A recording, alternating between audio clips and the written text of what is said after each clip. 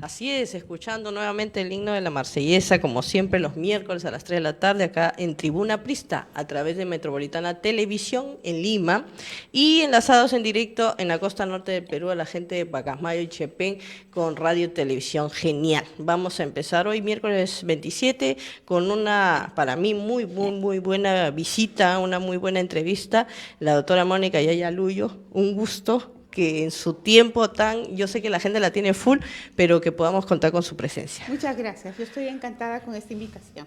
Yo, antes de empezar con las preguntas, que son un poquito de actualidad, como te comentaba, de nuestro querido partido, me gusta ver tus entrevistas, me gusta ver una mujer tan preparada y que con tanto orgullo siempre diga que es aprista. Su saludo para la gente, en especial los amigos del norte que nos siguen.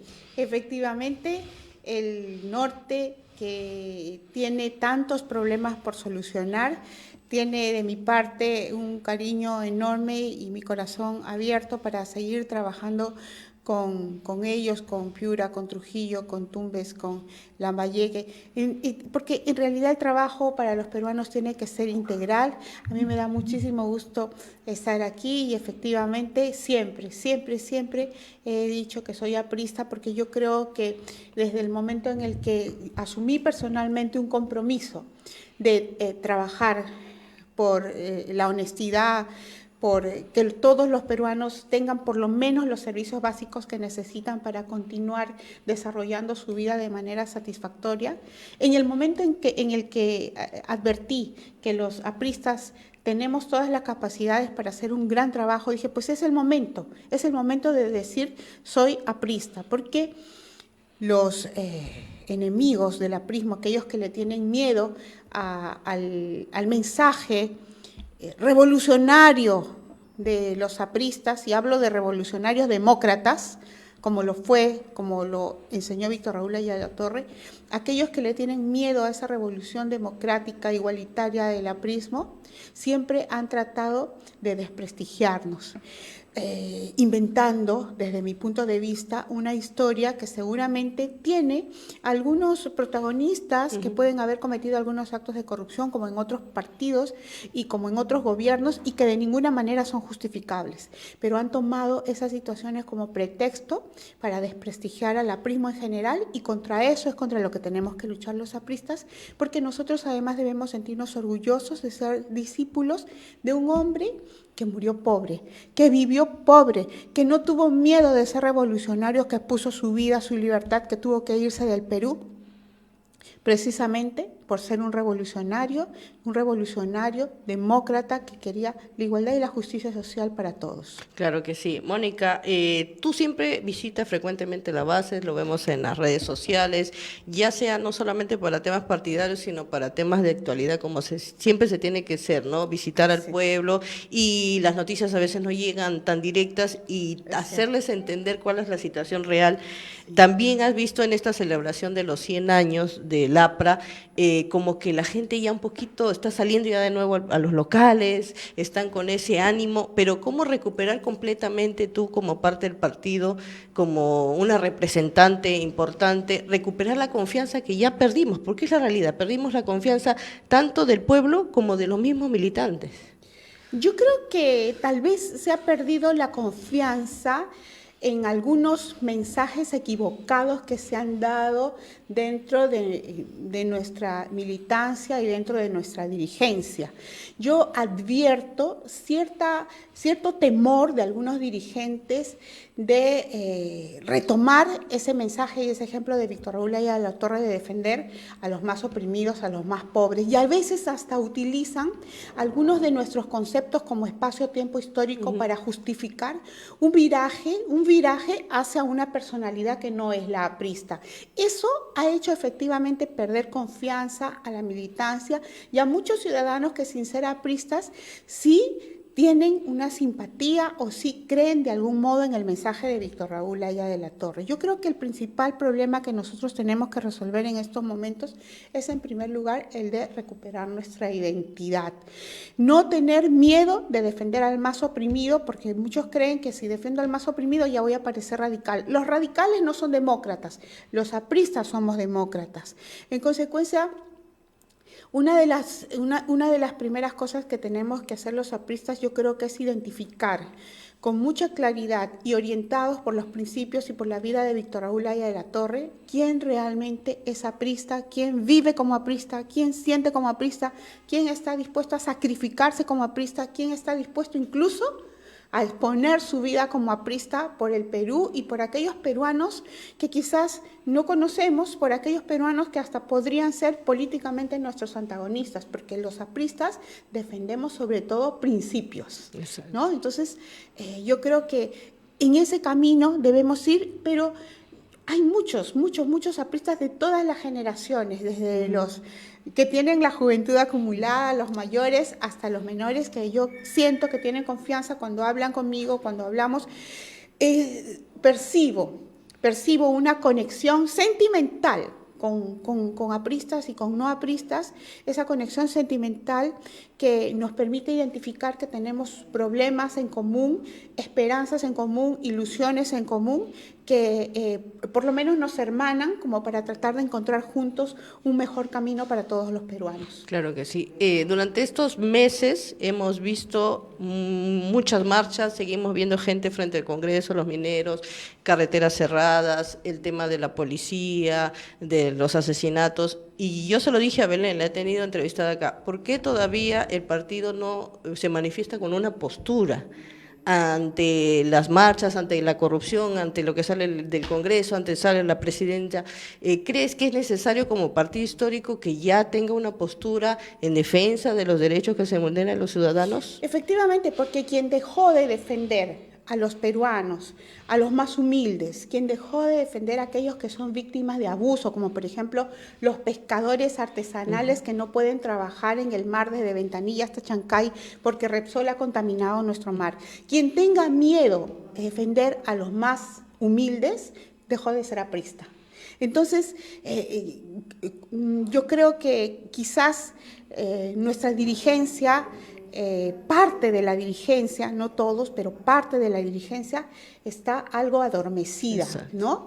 Y hay también, yo creo que hay, sinceramente, siento que hay ciertos intercambios de favores con el gobierno de la señora Dina Boluarte. Lamentablemente. Mantener en silencio, ¿no? Exacto, Ese silencio cómplice. Exacto, hay un silencio cómplice. Exacto. Y lamentablemente hay algunos inscritos en nuestro registro como apristas, pero que han decidido olvidar su promesa de aprista y someterse a lo que necesita el gobierno, quizás para tener o para conservar una consultoría en el Estado, una consultoría en alguna municipalidad, ¿no? Yo, por si acaso, no estoy en contra que los compañeros trabajen en las instituciones del Estado, porque los compañeros estamos capacitados, estamos preparados en la gestión pública, hay muy buenos profesionales. Contra lo que yo estoy es contra la venta de la conciencia, ¿no? Personalmente, durante todos los periodos en los que yo trabajé, desde que fui practicante en el sector público, siempre fui conocida por ser aprista, siempre, y nunca hubo una venta de conciencia. Y yo creo que eso no es difícil de mantener, al contrario. Conoces más, pues estando ahí conoces más los puntos débiles, las fallas, para poder tú corregirla como partido. Se conoce más de gestión pública, pero al mismo tiempo se establece una relación de respeto, ¿no? Yo soy aprista, yo soy seguidora de Víctor Raúl Haya de la Torre y por lo tanto también trato de seguir su ejemplo de humildad, de sencillez, de honestidad, de desprendimiento y de sacrificio. Entonces, a mí como aprista no me pueden hacer partícipe ni siquiera de oídas de actos de corrupción. Eso genera una sensación de respeto en los demás que además evita muchísimos problemas. Como digo, no estoy en contra, al contrario, está bien que muchos compañeros trabajen en la gestión pública porque nuestra administración pública necesita conocimiento, pero compromiso aprista. No estoy a favor de aquellos que venden su conciencia aprista solamente por tener un puesto de trabajo, alabando, soboneando a la presidenta Dina Boluarte o a algún alcalde y además, abusando de la libertad de expresión y de opinión, atacando a compañeros que sí deciden pues rechazar puestos de trabajo. Yo he rechazado muchísimos puestos de trabajo, sobre todo desde el gobierno de Pedro Castillo. Me ofrecieron ser incluso presidenta del OCE. De nuevo, sí. Lo rechacé porque dije, ese gobierno no reúne los requisitos necesarios para ser un gobierno demócrata. Lo mismo en el gobierno de Dina Boluarte. No da las muestras necesarias de ser un gobierno honesto. Exacto. ¿Qué podría hacer allí un aprista? Seguramente quieren que me calle y para eso me llaman. Exacto. ¿No? Entonces, para comprometerlo. Exacto. Esa venta de conciencia es la que a mí me indigna, ¿no? Ya se pierde el espacio pero por supuesto, de poder ser oposición. Y a los apristas nos ha hecho perder, digamos, como partido organizado, nos ha hecho perder, yo creo que por responsabilidad de algunos dirigentes, de algunos líderes apristas, nos ha hecho perder esa oportunidad de mostrarnos de manera institucional como una oposición demócrata y que tenga lógicamente la confianza de la ciudadanía. Los esfuerzos que se están haciendo son individuales, pero yo creo que hay que tener fe en esos esfuerzos individuales. Una de las características de nuestro partido es el de tener fe, ¿no? ¿Qué es la fe? Quizás es algo no muy racional. La fe es creer en algo que aparentemente no va a suceder, que no se va a dar.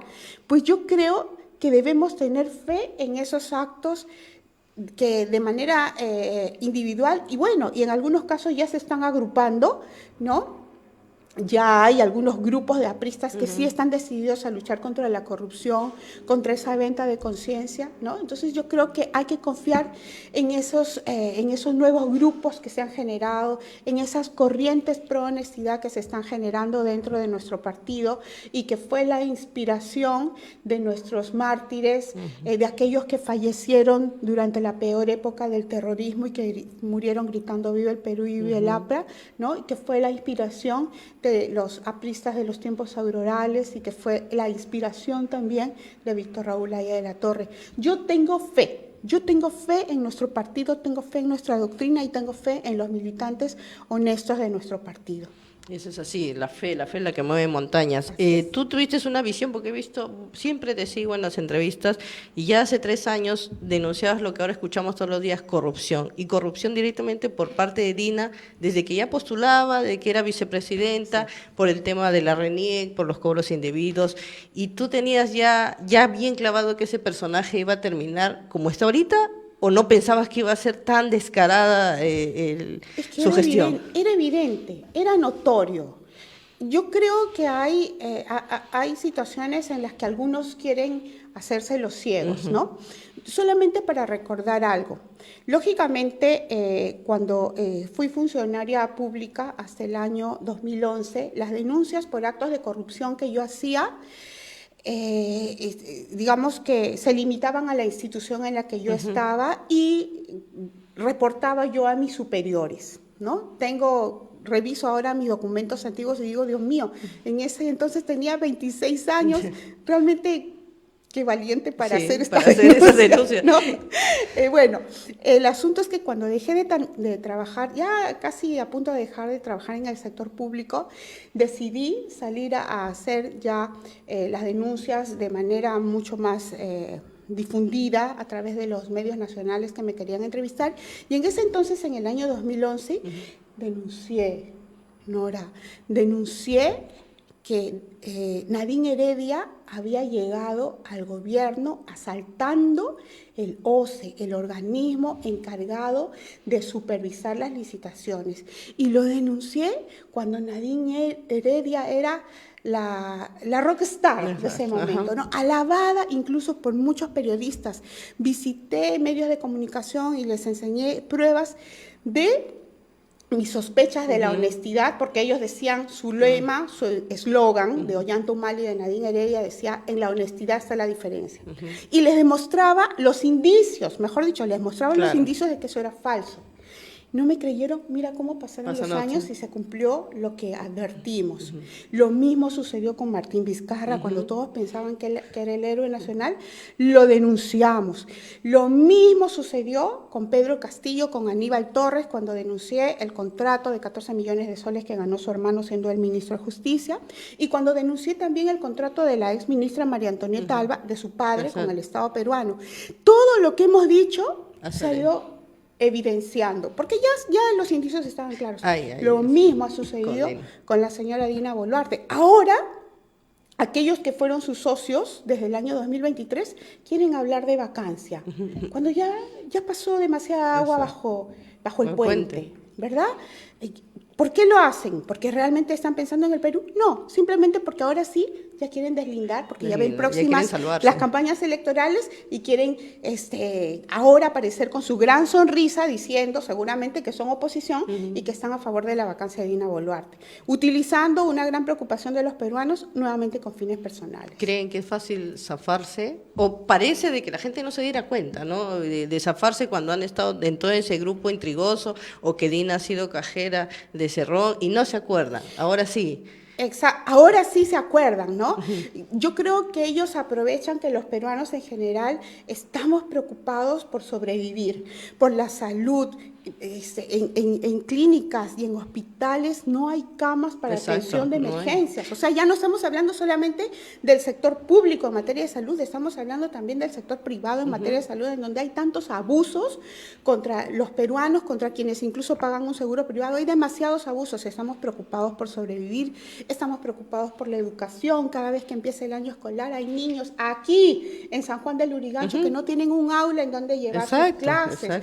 Estamos preocupados por la seguridad ciudadana y seguramente quieren aprovechar esta situación, el desorden, para que los peruanos nos olvidemos de quiénes son y, como te digo, aparecer ya luego en las campañas con una gran sonrisa diciendo voten por mí, cuando durante todos estos años han trabajado contra los peruanos. Entonces, yo creo que nos ayudan mucho las redes sociales, los programas que quedan grabados, la información de los medios de comunicación. Como que repetir y repetir, y que tú lo expresas, algo debe quedar, ¿no? Ahora los peruanos tenemos mucha más posibilidad de analizar los antecedentes de los candidatos. Y yo creo que hay que revisarlos para poder votar mejor. La corrupción, tu tema es siempre ese, cómo no ya decir cómo descubrirla, porque está pero resaltada, cómo tratar de expectorarla. La estamos viendo ahora en el tema de la policía, ya no podemos confiar en un policía. Estamos viendo en el tema de las comidas de los niños, que los están envenenando o dando comida de perros. ¿Cómo quitar esa corrupción ya tan descarada que existe en el Estado? Siempre haciendo algunas salvedades con algunos funcionarios, no se puede generalizar, incluso policías, ¿no? Yo creo que la mejor manera de luchar contra la corrupción es luchando contra la impunidad, ¿no? Escucho a algunos abogados, casi todos defensores de personas que están acusadas de actos de corrupción, tratando de justificar algunos indicadores de falta de honestidad de funcionarios públicos. Una cosa que a mí me indignó muchísimo es el tema de la señora Patricia Benavides, la ex fiscal de la Nación. Yo, como ex funcionaria pública, digo, una fiscal de la Nación, en primer lugar, debe renunciar a tener más amigos, ¿no? Debe renunciar a las condecoraciones que son entregadas de manos de aquellos que están precisamente acusados de haber cometido actos de corrupción, como el señor Rafael López Aliaga. La señora fiscal Patricia Benavides, apenas fue designada, recibió una condecoración de manos de Rafael López Aliaga. Yo creo que amablemente se hubiera abstenido de recibirla. Discúlpenme, mientras yo sea fiscal de la Nación no puedo recibir ninguna condecoración, quizás después las podía recibir, ¿no? Entonces, esas faltas de ética, esas demostraciones de falta de ética, ya nos hablan de una predisposición a cometer actos de corrupción o quizás a encubrirlos, como parece que a veces ha sucedido en la Fiscalía de la Nación y sigue sucediendo quizás. Y otra de las cosas en las que muchos colegas están en desacuerdo conmigo es contra las prisiones preventivas. Yo estoy a favor de las prisiones preventivas porque el nivel de corrupción y el nivel de burla a la ley ha llegado a tal nivel que solamente las prisiones preventivas nos pueden asegurar la posibilidad de tener información valiosa que nos conduzca a determinar a algunos responsables de actos de corrupción que quizás ni siquiera conocemos, ¿no? Claro. Entonces, como dicen, hay una frase que dice, a problemas urgentes, soluciones urgentes. Exacto. Entonces, tenemos un grave problema de corrupción que nos está robando la salud, la educación, la seguridad, el derecho a la igualdad entre los peruanos. Nos está quitando las capacidades, nos está quitando esos símbolos de la democracia que nos hacen una república igualitaria, ¿no? Entonces, pienso, si la situación está así, pues debemos tomar medidas urgentes. ¿Cómo alaban a Bukele? Exacto. Que ha llevado a las cárceles incluso, de acuerdo a algunas denuncias, incluso a niños, ¿no? Mezclados con adultos. ¿Cómo alaban a Bukele, que ha llevado a las cárceles a personas que dicen, bueno, quienes han denunciado, a personas inocentes mezclados con verdaderos culpables? ¿Cómo alaban, por ejemplo, a Alberto Fujimori, ¿no? Que yo no niego que hizo algunas cosas buenas? Por ejemplo, liberó a algunas empresas, algunas actividades económicas que desarrollaba el Estado, algunas empresas estatales, bueno, las puso a disposición del sector privado. Eso estuvo bien, eso estuvo bien. Pero también hubo algunas situaciones dolorosas para los peruanos, ¿no? Sí. Contra los derechos humanos de los peruanos. Entonces, ¿cómo se puede alabar algunas acciones dictatoriales, ¿no? Y al mismo tiempo decir, no, las prisiones preventivas no, porque afectan el derecho a la libertad? Cierto que afectan el derecho a la libertad, como de aquellas personas que han cometido algunos delitos, lamentablemente se les tiene que privar de la libertad. Y en este caso, no estamos ante personas condenadas, pero estamos ante personas que tienen indicios de haber cometido no solamente algunos delitos, sino además de obstaculizar la acción de la justicia, como por ejemplo Andrés Hurtado, más conocido como Chibolín, cuando se esconde en una clínica o en un hotel, ¿no? En el momento en el que sabe que puede ser, sometido, conducido por la fuerza hacia el Poder Judicial, hacia el Ministerio Público, o esta otra fiscal Elizabeth Peralta, que tenía en su cartera, que le han encontrado en su cartera, una nota que dice borrar los mensajes de WhatsApp.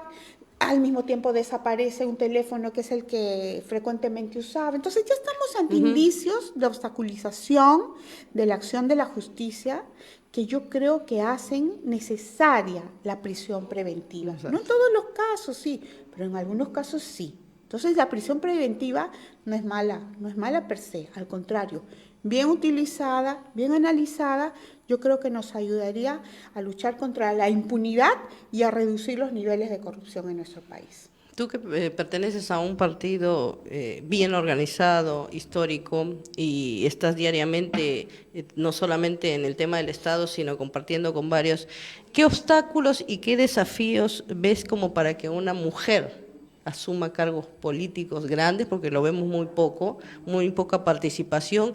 Y ahora que mencionas Nadine, mencionas la fiscal, son mujeres, o sea, mujeres que han llegado a cargos altos y nos están dejando mal. Claro, uno de los principales obstáculos que podríamos encontrar es precisamente esta frase que dice que las mujeres son más honestas. Ajá. Y que se demuestre lo contrario, ¿no? Que se demuestre, tenemos a Nadine Heredia, a Susana Villarán, a las exfiscales Patricia Benavides. O sea, todas las mujeres que puedan llegar hasta de candidatos o primeras damas o puestos altos en el Estado, no están terminando bien. Por lo menos no están dando señales de honestidad y de transparencia. Que es lo principal. ¿No? Claro, porque en el caso de Keiko, salvo el hecho de haber formado parte de la bancada fujimorista, no ha tenido un papel, un cargo en el Poder Ejecutivo, pero, Dios mío, cualquiera que presenta signos de riqueza que no están justificados, yo creo que por lo menos se presenta como un peligro, ¿no? Contra la transparencia y habría que saber de dónde viene eso. Pero retornando a tu pregunta,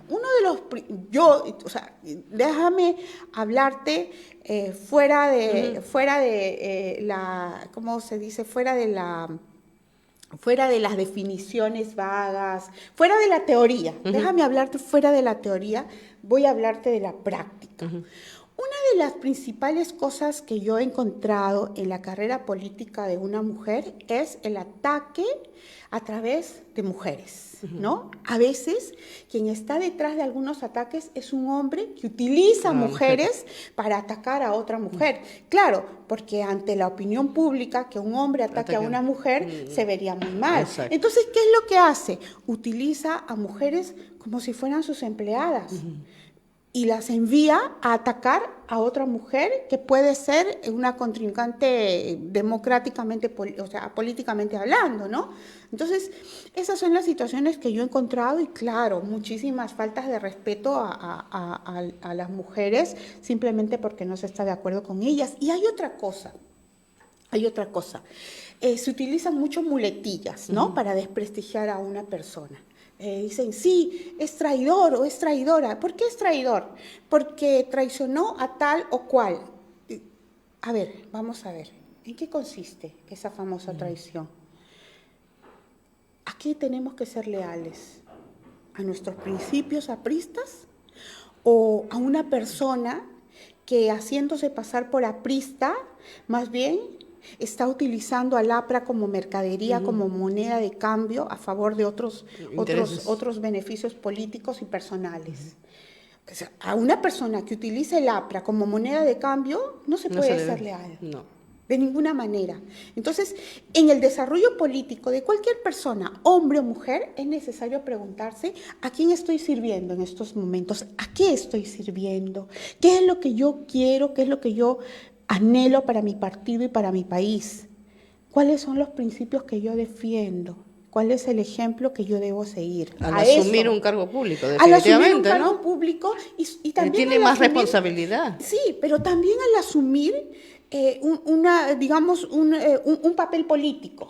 Al asumir un papel político, aunque no sea un cargo público, uno también tiene que saber reconocer qué es lo que quiere en ese trayecto político. Así como en la vida personal uno debe saber qué es lo que le hace feliz, ¿no? En la vida política también uno debe saber reconocer cuál va a ser la meta, cuál va a ser la finalidad, cómo se ve de aquí a 10, a 15 o a 20 años. Entonces, si uno tiene claro, por ejemplo, en la vida personal, hay un ejemplo que a mí me gusta muchísimo, de un disco que escuché hace muchísimos años, cuando todavía se escuchaban discos, ¿no? Que había un autor que alguien le dijo, ¿no? Era Facundo Cabral, le dijo, señor Cabral, usted compone y canta tan bonito que debería ser mucho más millonario que Julio Iglesias. Y él dijo, no, lo que pasa es que Julio Iglesias tiene quizás como meta ser millonario. Mi felicidad no consiste en ser millonario, sino en ser simplemente, en cantar lo que yo siento. Esa es mi felicidad. Lo mismo, ese mismo ejercicio de saber qué es lo que a uno le hace feliz, se debe realizar cuando uno cumple un papel político. ¿A qué soy fiel? ¿A una persona que como ser humano puede equivocarse? ¿O a un principio que es el que todos los días me orienta y me dice qué es lo correcto y qué es lo incorrecto y que me permite iluminarme como para saber qué es lo que debo hacer? A mí personalmente me dirigen los principios apristas, me orienta el ejemplo de Víctor Raúl Haya de la Torre y así me siento feliz, tranquila con mi conciencia. ¿Crees de que en esta época, en estos momentos, después de la pérdida de la inscripción y la vuelta a reescribir y afiliar compañeros, haya presencia de mujeres queriendo participar en cargos dirigenciales, porque nos faltan los comités distritales, o en las próximas elecciones tenemos cuadros femeninos? Sí. ¿Se Sí le los dará la tenemos. oportunidad? Ese es el otro tema. Ese es el otro tema. Y no solamente que no se les da la oportunidad, sino que se les quita oportunidades. Una de ellas, por ejemplo, es la compañera María Julia Paz en el RIMAC. Okay. ¿No? La compañera María Julia Paz es una compañera a quien yo identifico como alguien que está dispuesta a defender los principios de Víctor Raúl Haya de la Torre ante quien sea. Y esa valentía le ha generado problemas porque ella era integrante del comité directivo en el RIMAC, pero por su forma de defender los principios de Víctor Raúl Haya de la Torre fue excluida de las actividades oficiales. En consecuencia, cuando yo hablé con ella, la conocí, cuando esto le había sucedido, le dije, compañera, es una oportunidad. Ellos creen, o alguien cree que le ha cerrado las puertas. Lo que yo creo es que le han dejado a usted la cancha libre para que usted desarrolle su actividad política, organice sus propios eventos, se organice con otras mujeres, apristas y no apristas, yo la acompaño, yo la sigo, yo la ayudo, vámonos a las audiencias, por ejemplo, de participación ciudadana, ¿no?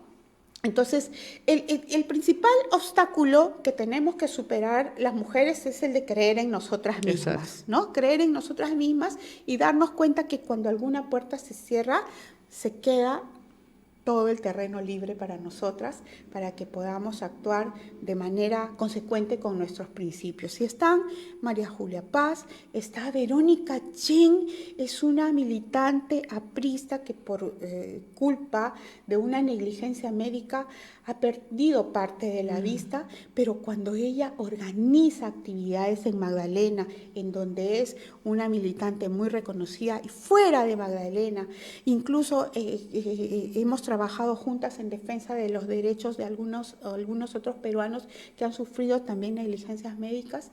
En el caso, como señalaba, de Verónica Chen, estamos hablando de otra lideresa que seguramente la vida la ha puesto en una situación como para que ella sea capaz y tenga los conocimientos necesarios para defender a los peruanos que son víctimas de las negligencias médicas en clínicas y en los hospitales del Ministerio de Salud. En el norte tenemos, por ejemplo, a la compañera muy joven, Adriana Moncada, que en estos momentos creo que está en España llevando un curso relacionado con su profesión, una chica con conocimientos muy claros, bastante lúcida, además con mucha capacidad de conectar con la ciudadanía y sobre todo con la juventud, porque es bastante joven.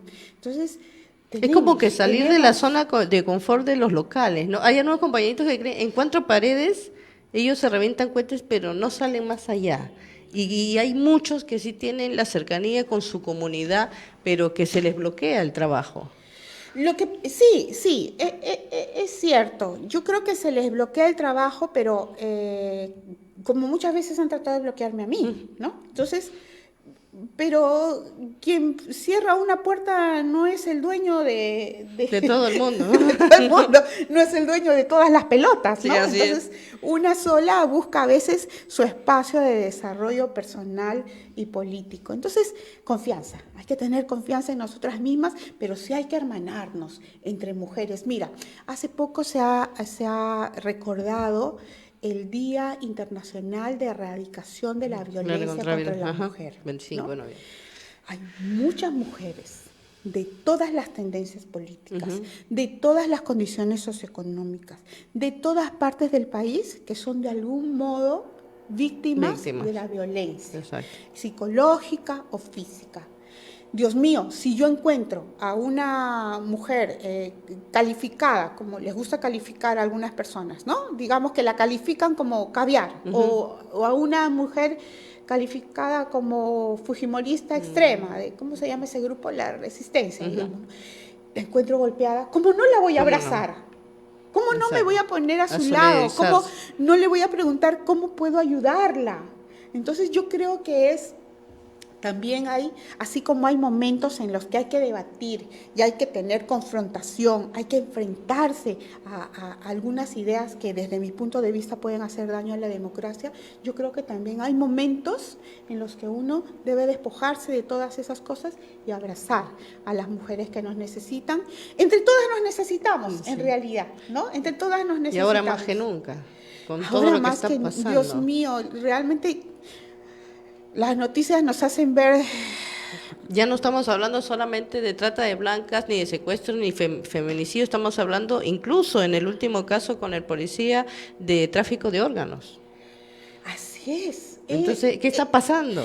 Que y en esto no solamente, digamos, son los partidos políticos, en general, creo que estamos perdiendo el rumbo porque precisamente nuestros líderes no han sabido marcarlo, no han sabido señalar cuál es el norte, ¿no? No han sabido decir, aquí en el Perú lo primero que se tiene que respetar son los derechos humanos. Sí. Aquí en el Perú se tienen que ayudar, apoyar a aquellos que están en condiciones desiguales para que por lo menos puedan acceder a algunos beneficios que cualquiera debería tener para que todos sigamos avanzando hacia arriba y hacia adelante, ¿no? Entonces, yo creo que hay una pérdida de rumbo porque hay también cierta pérdida de algunos valores éticos. De valores, y para eso están los líderes, para eso están los que aparecemos en televisión, para recordar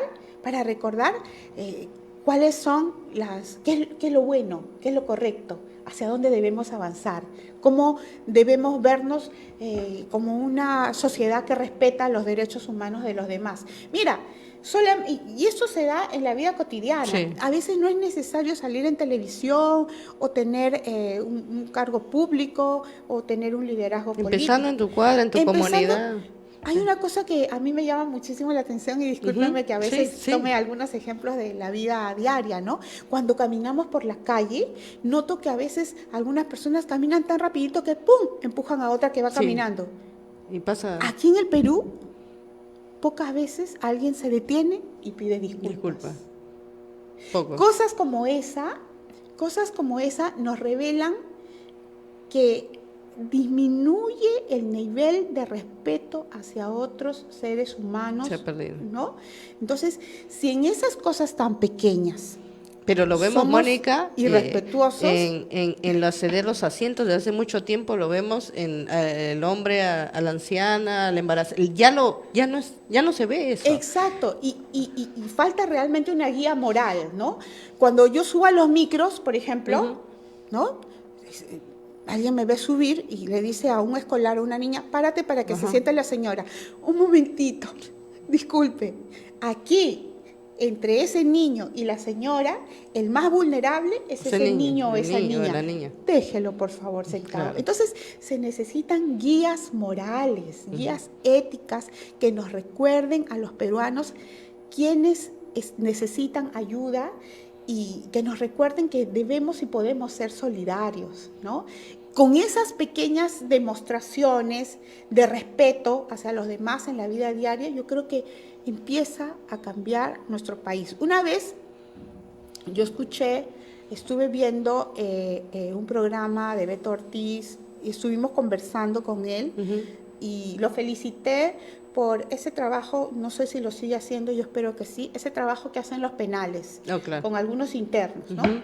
No sé cuáles habrán sido los delitos de esos internos, pero llevando un libro se cambia la vida de una persona. Y si esa persona abre ese libro y lo empieza a leer, empieza a cambiar su vida. Y Beto Ortiz me respondió, pero es uno entre tantos. Pero yo le digo, empezamos por... pero cuando tú cambias la vida de uno, cambias el mundo. Exacto. A mí me lo cambiaron una vez que yo recuerdo que estaba en la adolescencia, no sé pues en qué estaría pensando en esas épocas de adolescente, y vino una amiga, te presto este libro, y en ese momento, me prestó 100 años de soledad de Gabriel García Márquez, y en ese momento yo retomé, porque ya en realidad lo tenía desde niña, pero lo había olvidado, retomé esa pasión por la lectura, de la literatura latinoamericana que hasta ahora tengo, ¿no? Entonces, y tampoco ya se tiene en los colegios. Y a veces, yo recuerdo ese gesto como algo que me cambió la vida. Es que antes era así, ¿no? Te regalo un libro. Era así, ahora no, ni eso, se ha perdido un poco. Y Pero desde la casa, hay casos. Mira, esta entrevista, esta conversación que estamos teniendo claro, acá. más que nada, es una conversación amena en el que la gente nos ve, te conocemos un poco más, Mónica. Quizás en otras entrevistas es más rígido, acá es entre compañeras, que queremos que se desarrollen las mujeres, las apristas, por el bienestar de nuestra comunidad y de nuestro país. Como tú lo dices, empezando con una persona, cambiándole la vida, cambia la vida de todas. Y si nosotros le cambiamos la vida a las mujeres, vamos a cambiar la vida de muchas generaciones, porque somos las madres, las hermanas, las abuelas. Un gesto puede cambiar la vida de una persona, de una familia, de un país. Entonces, yo creo mucho en esos gestos de respeto y de consideración, de solidaridad. ¿Cómo podemos hacer, si tú fueras presidenta, en el caso de que fueras, ¿no? Tienes la suerte de llegar, en este momento, la inseguridad. Ayer, anteayer, tiraron una granada, 7, 8 de la noche, por Soyuz, a una cuadra viven mis tías. En esa calle camina mi primo cuando viene de trabajar. Estamos expuestos, ni en la época de terrorismo que la hemos vivido, teníamos tanto miedo, porque ahora ya no se sabe que si es el banco, o es el policía, o es la comisaría. Es cualquier zona. Es cualquier. ¿Cuál verías tú que sería la solución para este tema? Mira, en primer lugar, cuando nosotros administramos nuestro hogar, los recursos limitados que tenemos, los programamos, decimos, esto va a ser para la salud. Lo administramos, sí. Esto de aquí va a ser para pagar los colegios, las universidades, y esto lo voy a invertir en la seguridad de mi casa. Pondré una reja, pondré una cámara, seguro, cambiaré las chapas, si es que es necesario. O sea, hay gastos básicos que se deben hacer, que son los primeros que se tienen que hacer. Entonces, lo primero que debería hacer un presidente de la República es dotar, por ejemplo, al sistema de inteligencia nacional de los recursos que necesita para identificar, para controlar, para hacer seguimiento a los criminales, ¿no? Para hacer incluso seguimiento cibernético a quienes pueden estar cometiendo o planificando algunos delitos. ¿Cómo es posible que pongan una bomba aquí, otra bomba allá, y nuestro sistema de inteligencia no esté funcionando? Entre alguna información que manejo, existe una que a mí me preocupa muchísimo. Por ejemplo, la Policía Nacional tiene que manejar una base de datos, pero que no es cualquier base de datos. Es una base de datos con altísimo nivel de seguridad, ¿no? Esa base de datos, entre otras cosas, debe tener interconectadas a todas las comisarías del país, pero previendo que no puedan hackear la información que se traslada entre las comisarías del país. Un sistema así, con 6 componentes muy delicados, o sea, no estamos hablando de una base de datos de un hospital, no estamos hablando de la base de datos de una empresa, estamos hablando de una base de datos de la Policía Nacional del Perú que maneja información de inteligencia, información reservada, ¿no? Una base de datos así cuesta aproximadamente 400 millones de soles para el Perú. Así ha estado presupuestada. ¿Cuánto ha entregado el gobierno de la señora Dina Boluarte para esa base de datos? Que necesita 400 millones de soles, 200 millones de soles. O sea, la mitad del presupuesto que se necesita. Y se está malgastando en otras cosas. A veces en prestar dinero a grandes empresas, ¿no? Con el aval del Estado, en lugar de dotarnos a los ciudadanos comunes y corrientes como nosotros del sistema de seguridad que necesitamos tener, que necesita manejar la Policía Nacional del Perú. Entonces, ¿cómo es posible que de los 400 millones de soles solamente se den 200 millones de soles para esta base de datos tan importante que necesitamos que se tenga en nuestra Policía Nacional y se esté gastando en tonterías? Se está gastando, creo, en aeronaves de combate. Mira, Alan García, recuerdo claramente, en el segundo gobierno aprista, Alan García dijo, nosotros en estos momentos no estamos en peligro de tener un conflicto, una guerra con ninguno de los países de la región. Y en lugar de comprar, lo recuerdo pero como si lo hubiera escuchado ayer, en lugar de comprar más aviones, en caso de tener una guerra, compremos más libros, Exacto. compremos más carpetas, construyamos más colegios, demos más educación a nuestros hijos, porque tanto el Perú como Chile no deben malgastar el dinero que tenemos en comprar armas para la guerra, sino utilizar ese dinero para educar a los peruanos en este caso, y Chile que utiliza pues, su dinero para educar a los chilenos, ¿no? Pero vamos a utilizar esos recursos que tenemos en lo primero que necesitamos realmente. Yo no entiendo cómo, habiendo tanta escasez de camas en los hospitales, de sistemas de seguridad nacional, escasez de carpetas para los niños en nuestros colegios, de aulas para el colegio José Abelardo Quiñones en la zona de Juan Pablo II en San Juan del Lurigancho, aulas. No hay aulas. No hay techo, no hay paredes, no hay baños. No hay ni siquiera aulas prefabricadas para ellos. ¿Cómo es posible que ante esas carencias la señora Dina Boluarte esté malgastando el dinero en aviones de guerra? ¿A quién quiere favorecer con eso? ¿No será a malos militares que se financian? Claro. Con el dinero que supuestamente va a servir a comprar. Y hablo de algunos malos militares, porque hay algunos muy buenos. Claro, definitivamente. En todas las familias hay las ovejas negras. En todas las familias hay. Pero a mí me llama muchísimo la atención que estando en la situación en la que nos encontramos, la señora Dina Boluarte pues esté destinando dinero para comprar aviones de guerra. ¿Con quién? ¿Con qué objetivo? Guerra, ¿no? ¿Con qué objetivo? Bueno. Para nada. Eso nos llevaría a más miseria. Porque los conflictos generan más miseria. Mira, Nora, yo veo una cosa. La señora Dina Boluarte está con un 3% de aprobación ciudadana, que podría ser el 0%, porque ese 3% puede estar inflado, tiene un margen de error. Exacto. Precisamente del 3%. Nunca ha habido una presidenta con ese nivel de aceptación. La señora Dina Boluarte es en estos momentos lamentablemente rechazada por los ciudadanos, ¿no? Por sus muestras de frivolidad, de insensibilidad, de burla contra los derechos de los peruanos en general. Pero precisamente cuando está en su peor momento surgen escándalos. El tema de Otárola, yo denuncié a Otárola por favorecer a sus amigas con la billetera del Estado y no con su billetera, como lo dije, en algún momento Otárola se hacía el galán con billetera ajena. Exacto. Yo denuncié a Otárola, pero yo dije, qué raro que sale el tema de Otárola, que ya no es premier, pero en estos momentos de nuevo en los que Dina Boluarte está cuesta abajo. Está cuesta abajo. Y malgastando encima. Exacto. Y van saliendo otros temas, yo digo, a este que paso, distraen. Dina Boluarte, con tal de distraernos, es capaz de declarar la guerra a Chile. O sea. Exacto, exacto. Incluso, Mónica, tú que eres más, tienes esa visión y ese olfato para lo que es la mentira o la corrupción, a veces las mismas granadas o explosivos o balas son en zonas que la misma gente dice, acá no han pedido cupo, acá no, o sea, una distracción. Y no les interesa dónde caiga la granada ni a quién afecte. Exactamente, mira, y esta lamentable muerte de Sheila Cóndor, que se suma a otro descuartizamiento. Y que han encontrado 2 más. Exacto. También yo dije, Dios mío, ¿es posible que alguien sea tan perverso? Tan malvado. Como para... Tan maquiavélico. Exactamente, como para planificar esto, que en algún momento del gobierno de Fujimori también sucedió, se hizo. Precisamente para distraernos a los peruanos de los principales problemas de corrupción que se habían generado en el gobierno de Fujimori. Bueno, ya sería demasiada maldad.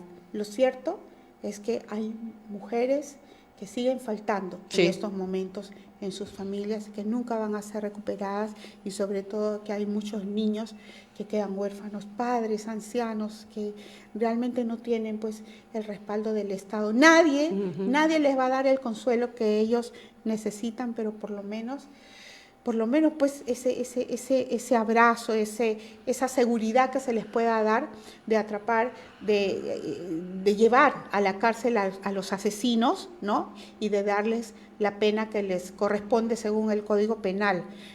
O sea, no hay nadie que nos asegure que eso no va a volver a ocurrir. Exacto, nadie. Tú, tu opinión, ¿cuál sería? El otro año tenemos año de campañas, de precampañas, 60 partidos, dicen, 30 inscritos y 30 por confirmar.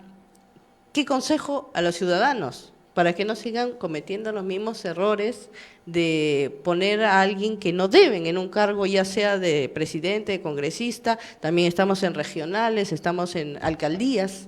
Yo creo que es fácil identificar a los partidos que han sido creados para hacer Dividir de el las voto. candidaturas, pero sobre todo para hacer de las candidaturas una mercancía. Claro. ¿No? Porque hay partidos políticos y fundadores de partidos políticos que saben que son conscientes que es muy difícil que lleguen a ganar, por ejemplo, la presidencia de la República. Pero si ellos logran tener una cantidad de curules en el Congreso de la República, esos curules, esos cargos congresales, los vuelven una mercancía, una moneda de cambio. Prometen seguramente al gobernante y a otros partidos políticos el voto, venden el futuro voto de esos congresistas, ¿no? Lógicamente para tener también beneficios personales y sobre todo económicos.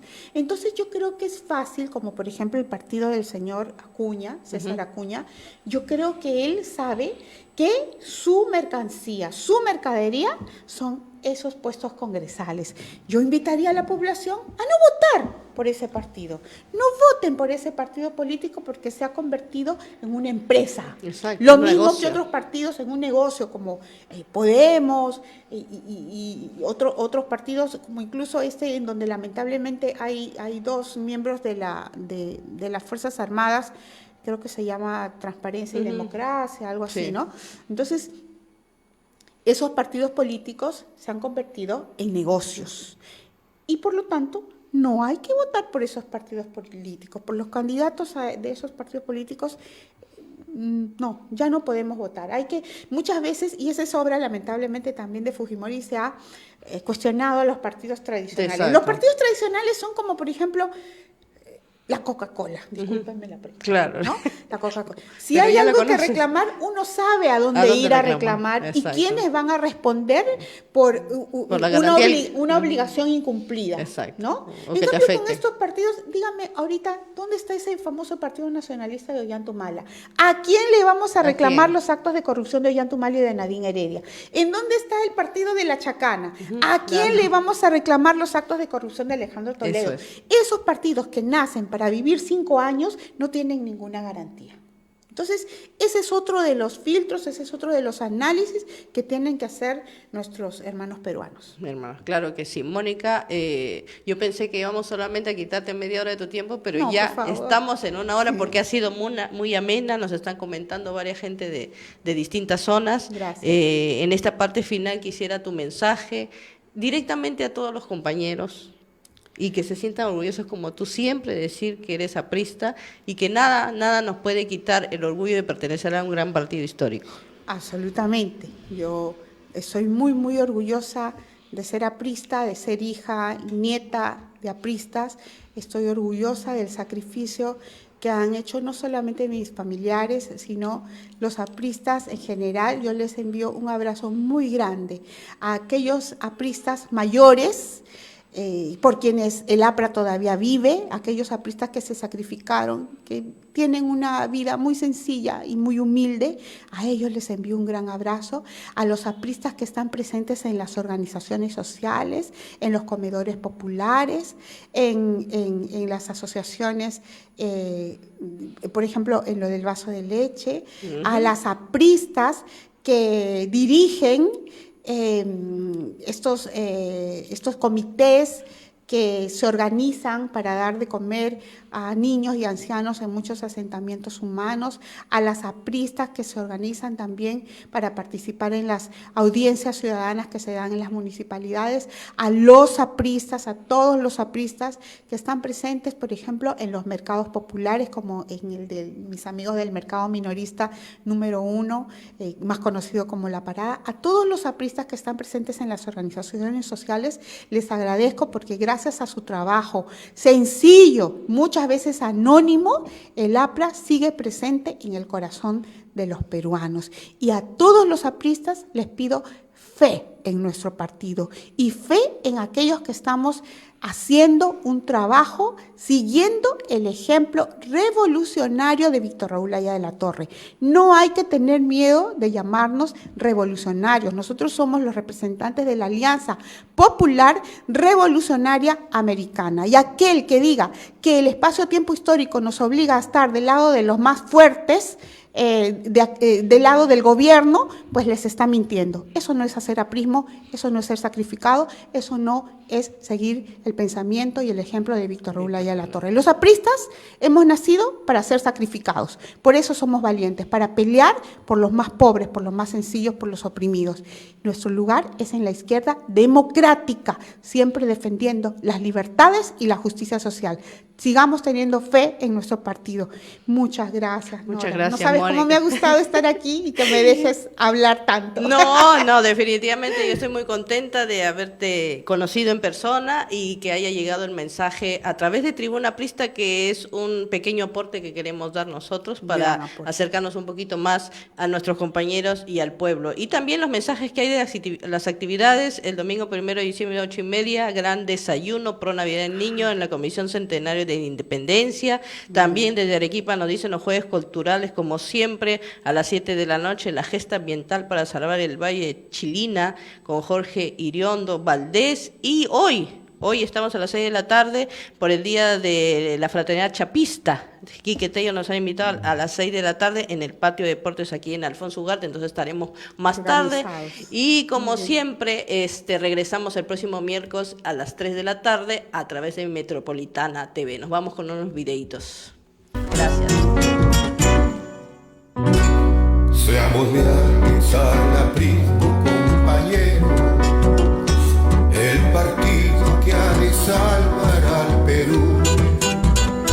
Seamos leales cercamente, compañero, el ejemplo no los da Víctor Raúl.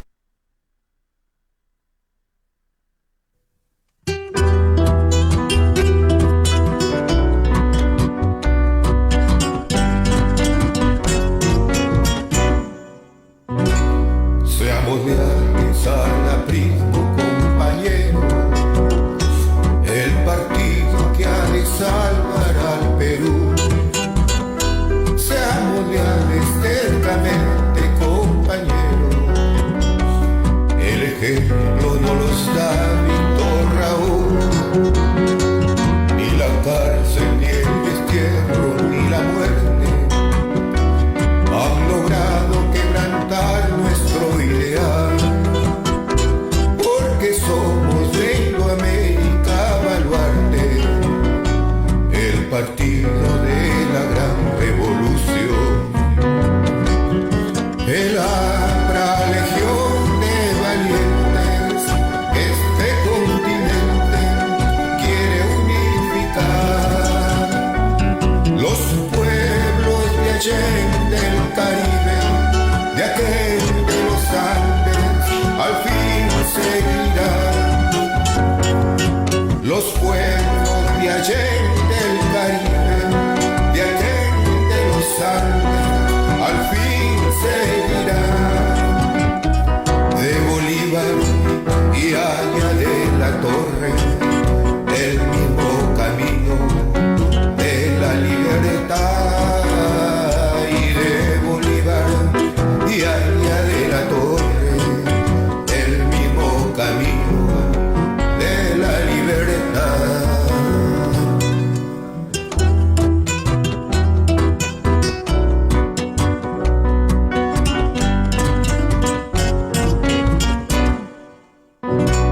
Seamos leales al aprismo, compañeros, culminemos la obra de Víctor Raúl, unifiquemos pueblo a pueblo el continente, solo así se ha de salvar nuestro Perú.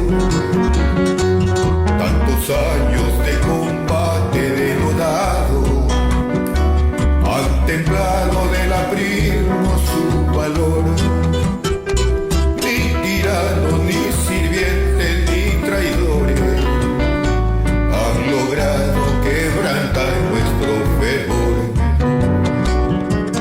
de la otra legión de valientes que este continente quiere unificar.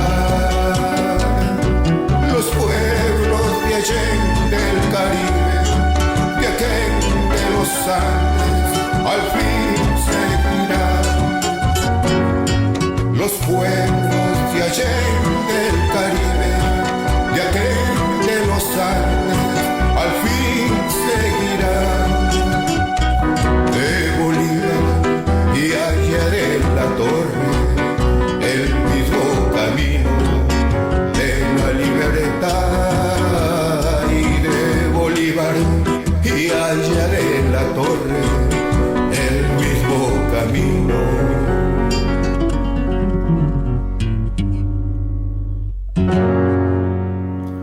De la libertad.